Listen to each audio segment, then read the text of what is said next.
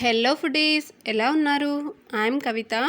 ఇవాళ recipe meal maker curry. ముందుగా టమాటాలను ఇలా కట్ చేసుకొని మిక్సీ జార్లో వేసి, కొన్ని వెల్లుల్లి రెబ్బలు కూడా వేసి, కొంచెం సాల్ట్ వేసి మెత్తగా గ్రైండ్ చేసుకోవాలి.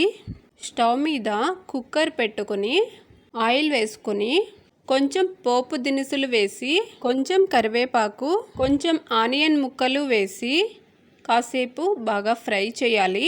స్టవ్ను సిమ్లోనే ఉంచి ఫ్రై చేసుకోవాలి, లేదంటే మాడిపోతాయి.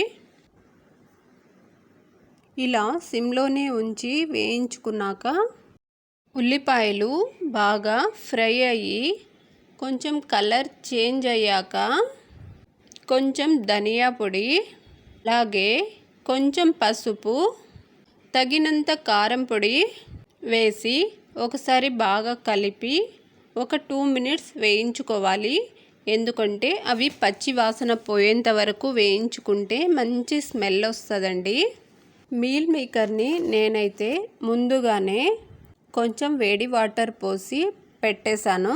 ఇప్పుడు మీల్ మేకర్ను కుక్కర్లో వేసి ఆ మసాలా మొత్తం మీల్ మేకర్స్కి పట్టేలాగా ఒకసారి ఇలా బాగా కలుపుకోవాలి. ఇప్పుడు అందులోకే నేను ముందుగా కట్ చేసి పెట్టుకున్న వంకాయ ముక్కలు కొన్ని, బంగాళాదుంప ముక్కలు కొన్ని వేసి ఇంకొకసారి బాగా కలిపి, అలాగే మనం ముందుగా టమాటా పేస్ట్ చేసి పెట్టుకున్నాం కదా, దానిని కూడా వేసి తగినంత వాటర్ వేసుకొని, అలాగే కొంచెం కసూరి మేతి తీసుకొని దానిని బాగా నలిపి ఇలా ఇందులో వేసి ఒకసారి సాల్ట్ చెక్ చేసుకొని తగ్గింది అనిపిస్తే సరిపడా వేసుకొని కుక్కర్ మూత పెట్టేసి 2 విజిల్స్ వచ్చేంత వరకు ఉడికించుకోవాలి. 2 విజిల్స్ వచ్చాక కుక్కర్ మూత తీసి ఇంకొకసారి ఇలా బాగా కలుపుకోవాలి. అంతేనండి, ఈజీగా టేస్టీగా మీల్ మేకర్ కర్రీ రెడీ అయిపోయినట్టే.